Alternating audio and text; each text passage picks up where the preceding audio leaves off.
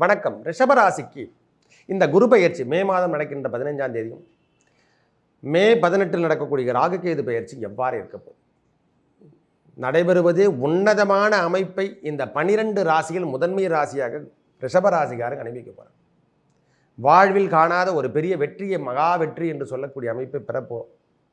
ஐயா, ஒரு கிரகங்கள் அல்ல, 2 கிரகங்கள் அல்ல, 3 கிரகங்கள், 4 கிரகங்களின் பெரிய டான் கிரகங்களின் கூட்டமைப்பில் ரிஷபத்துக்கு ஏற்புடைய காலம் இது. வாழ்க்கையில் எவ்வளோ இழந்துட்டாங்களோ திருப்பி மீட்டெடுக்கக்கூடிய தன்மை பெறுகின்ற ஆண்டாக இந்த 2025 உங்கள் வாழ்க்கையில் இந்த மே மாதத்துக்கு அப்புறம் ஒளிரூட்டக்கூடிய காலமே.